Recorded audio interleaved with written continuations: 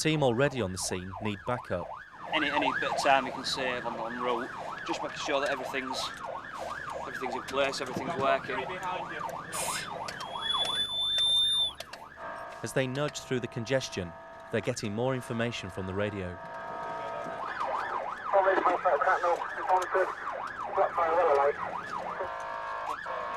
So said it's a flat fire well alight, so it's obviously a job. Extremely heavy traffic currents may request an additional pump is sent to this incident in case we don't make it. Obviously most people know that they need to get out of the way as quickly as they can because it's on an emergency call. The trouble is people are usually bumper to bumper and there is absolutely nowhere for them to go. The driver is forced to take drastic measures to get through the traffic. He has to cut corners and head along the lane of oncoming traffic. Just getting to a fire can be risky. It's just over here, look. But you don't count. You can't. And your eyes don't run. Within minutes of the fire taking hold, the heat and fumes left Frank and his wife close to death and oblivious to what might be happening to the rest of the family. In your mind, you accept that that's it. It's over with. Right. I seriously have thought long and hard, and I do think that at the point in time where we finally found the window, which is hard to find. Yeah, absolutely. I'm sure in my mind I'd accepted that I was going to die. That I won't get no further. By doing what you're doing, you don't realise how massive a thing it is you're doing, because that is going to help something good to come out of something that was so horrific. But it's not a massive thing to me. It's my way. There isn't a word. How do you say to a man who saved your life, thank you? You can't say thank you. That's not a word. It's not enough.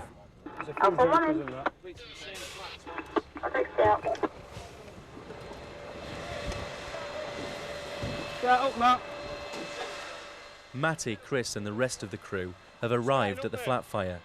They're 10 minutes late, thanks to Hull's dreadful congestion. There's already 2 teams of firefighters searching the flat. The person who lives here is nowhere to be seen. The officer in charge is Phil Jackson. We've just got a report of an incident, possible persons reported, so we've committed 6 BA wearers. It's heavily smoke logged at the moment, is the flat, and obviously the crews are working in darkness to search it out. So until the crews come out, we'll probably get more further information. But what they have got in there is a thermal image camera, which will help them sort of see in the dark, if you like. This is the first time Frank has spoken publicly, but he feels strongly that his experience should be used to prevent others from going through what he has. It's been 2 years since the tragedy took the lives of his granddaughter and son-in-law. He and his family are still very much coming to terms with the ordeal. So no, we'll never ever part as a family, but there are strange... You come to Christmas and nobody seems to care. No, it must be so hard. You know, what are you doing at Christmas? Well, last year we did nothing, we just sat. It just doesn't seem much point to it, that's the hard bit. Hello.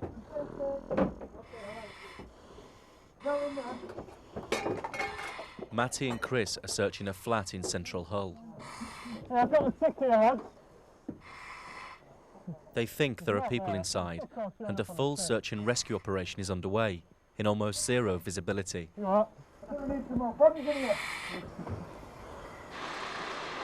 The team outside awaits news. Backup crews and the police have arrived on the scene. Can you do it to assist you at this time? Don't know the traffic away. Yeah, just keep the traffic away. Just stop people walking by, that's all. Whenever there may be casualties, the firefighters keep their own medical and resuscitation kits standing by.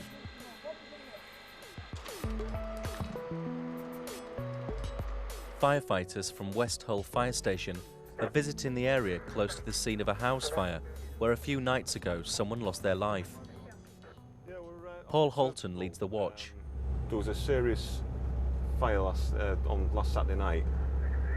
The girl that the guys got out rescued was very badly burned. We're going to go down and what we call hot shot the area, which is knock on doors either side of the address and across the road and ask them basic fire safety questions. Firefighters at Immingham in North Lincolnshire want to show how destructive a house fire can be and how quickly it spreads. Ryan and his colleagues have built a replica living room, complete with furniture, a Christmas tree and presents. In a few minutes, they'll set it alight. Although it is a festive period, the more stuff you put in the room, the higher the fire loading.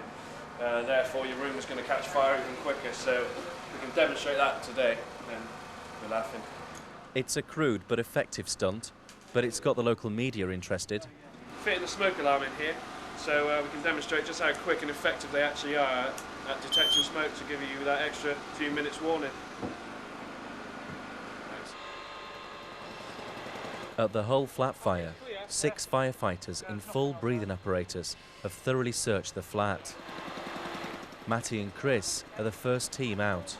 You can see from the outside of the flat that it's quite severe fire, so you know you've got something to deal with. But the initial thing for this instance was it's still a possible person's. Nobody in there, no. I had the thermal image camera, so I can see pretty much everything anyway. Any heat source I can pick up there. Didn't detect anybody in there, no. He looks after me and I look after him, basically. Your BA partner is you know, your life's in their hands, and vice versa, really. So the bond's got to be very strong there, yeah. You've got to trust him 100%, and he's got to trust me 100%. Changing our cylinders over, because we might get another fire call now within the next 2 or 3 minutes, so you know, we've got to get our set service, and so they're ready to use again. Paul Holton and his crew have called on over a dozen homes with fire prevention messages, but they're still available for fire calls, and now they've got one. It's another flat fire. Roger, mobile, figure 3434.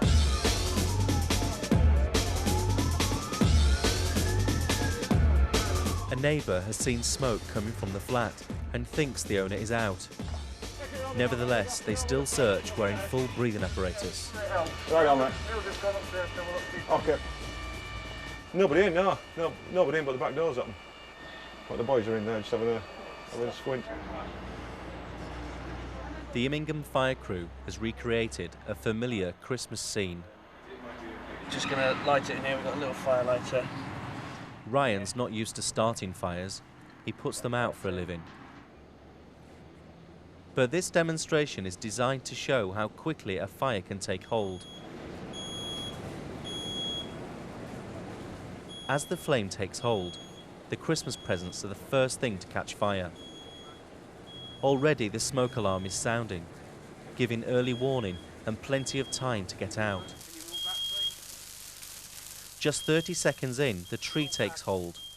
From there, the carpet, chair, TV and shelving all become fuel for the fire. In just 2 minutes, the room is an inferno. Anybody asleep in this room would pass out and almost certainly die. You can see now, you know, anybody that's in that room now will be dead. I would imagine within another minute, the whole room's gone. Well, the room's gone. Got the carpets going, the roof's gone. A smoke alarm in the hallway or next room would now be going off, even with a closed door, giving those in the house ample time to escape. Without a smoke alarm, it would be just a matter of seconds before the unthinkable could happen. These are arresting images. This started just 3 minutes ago from one small flame, in the same way as the fire that destroyed Frank's family home. Earlier in the day, Frank launched the smoke alarm campaign. His willingness to talk about the tragedy in which his family members perished means he's in demand from the local media. Already today, he's recorded interviews for the evening news. Frank Lewis survived the fire that killed his 7-year-old granddaughter and his son-in-law. Little Holly Smith and her dad Ian died at their home in Grimsby in the early hours of Boxing Day 2 years ago. For a long time I blamed myself because as head of the family I should have been more protective. At his next interview, Fire Officer Paul Blowers has nothing but praise. Frank has been through a real ordeal, and to come and face the cameras today and pour out his personal tragedy in front of the community is very courageous. but he's very determined in that he wants to say, come on, get yourselves a smoke alarm. All right. The West Hull house fire is out. It was a living room chair that had caught fire. Paul Holton and Niall McInnery are surveying the damage. Yeah, he asked people to shut the doors, and that's what he's done. The living room and hallway door were closed, and so the fire and smoke were contained in the front room. That was your armchair, right? Yeah. Okay. It was on fire. Harold's 75 and lives alone. He just nipped down to the shops and returned to find a part of his home in ruins. So what set the chair alight? Is it normal for you to have a cigarette just before you go out, would you? Yeah. Can you recall? Yeah, about that time, when You had a fag before you went out? Yeah. How old are you? 76? 76. 76, Oh, right. 75. 75. What we'll do is we'll get somebody down to have a word with you. Fiercely independent. He used to looking after himself, and to be faced with this, what we'll try to do is we'll get the fire victim support people down. Fire Victim Support is a service provided by the British Red Cross and staffed, amongst others, by volunteer firefighters and social workers. Carol is a social worker and Sean a firefighter. Paul has asked them to drop in to see Harold. And how are you? All right. Are you okay? Yeah, I'm all right. Yeah. Right. Can I ask you a question? Are you insured? No. You're not insured. Nothing at all. A Hull Central crew are on their way to another emergency. A garage is on fire, and the caller says the fire is spreading to the house.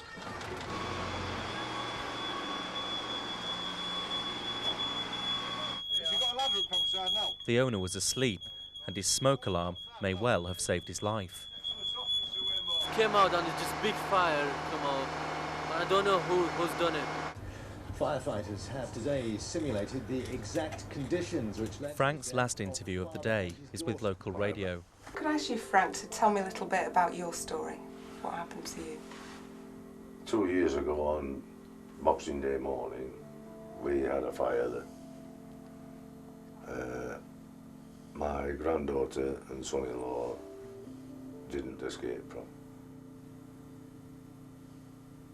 Because we didn't have a smoke alarm, basically. The garage fire had spread to the house roof, but now it's out.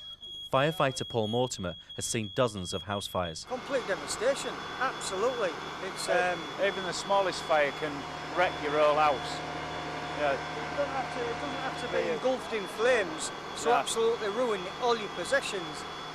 And seeing it from this side, you know, we feel for the people. We have to go into the houses, and you come out and you're absolutely, you know, you're gutted for the people that it's happened to. The family next door are shaken at the thought of the fire spreading through the loft. Woke my husband and the bairn up. You never know where fire's going to go. It's unpredictable, and I thought, well, there's boxes in my loft. If it goes into my loft, it's in my house. So my concern is my bairn in there. And that is it. It's just a bairn, wasn't it? He's petrified, poor little thing. Make sure you have a smoke alarm because it will save your life. If you haven't got a smoke alarm, you haven't got a chance. You will not. Frank's campaign to raise awareness of the need for smoke alarms means reliving his own tragedy. However painful it is for him, he's determined to spread the message. Even if it does stir memories he'd prefer to forget. It hurts a lot of times, it hurts to talk about it, but it must be spoken about, it must be talked about. It really does hurt sometimes. But it's got to be done. How in God's name are you going to stop people dying like this if you don't do it? And maybe it gives me a reason to live now, I don't know. Maybe it's just helping me along the way. I'll get there. I will, honestly, I'll get there. Let's go have a fag.